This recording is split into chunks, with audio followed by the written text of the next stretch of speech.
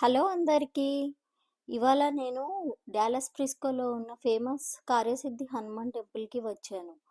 హనుమాన్ దత్తాత్రేయ స్వామి కలిసి ఉన్నప్పుడు దాన్ని కార్యసిద్ధి హనుమాన్ అంటారు. లక్కీగా నేను వెళ్ళిన రోజు రష్ అంత లేకుండే.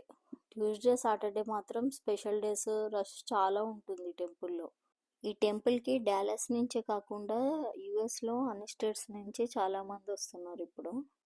ఈ టెంపుల్లో ఏదైనా కోరిక కోరుకొని తోరం కడితే ఆ పని అవుతుందని నమ్మకం.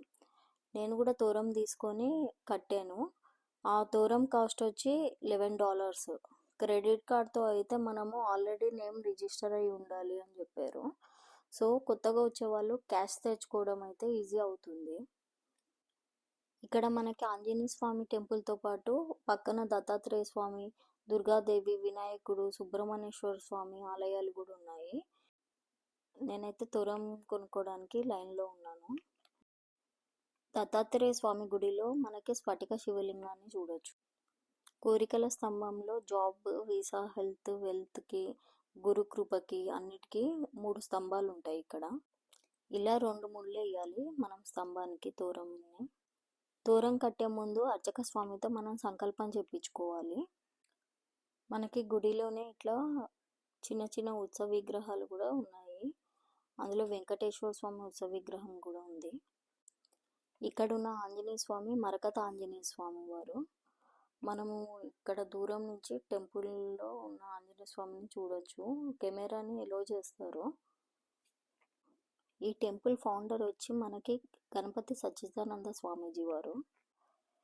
ఇక్కడ క్యాంటీన్ కూడా ఉంటుంది మనకి. ఇప్పుడు వీక్ డేస్ వీకెండ్స్ కూడా ఓపెన్ ఉంది క్యాంటీన్. ఫుడ్ కూడా చాలా తక్కువ కాస్ట్కి మంచి క్వాలిటీతో ఉంటుంది.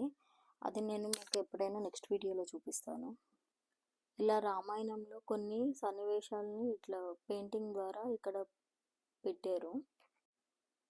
ఇక్కడ మనకి కుంకుమ విభూతి ఎంట్రన్స్లోనే ఉంటుంది. నాకైతే కనిపించలేదు, అందుకనే కొత్తగా వచ్చే వాళ్ళ కోసం ఈజీగా ఉంటుందని చూపిస్తున్నాను.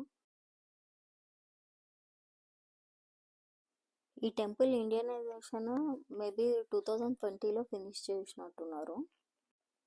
మనకి ఇక్కడ టెంపుల్స్ అన్నీ జనరల్గా షాప్స్తో పాటు కలిసి ఉంటాయి. అలా కాకుండా ప్రాపర్గా ఇండియాలో టెంపుల్కి వెళ్ళినట్టు ఇక్కడ ఈ టెంపుల్కి వస్తే ఫీలింగ్ వస్తుంది మనకి.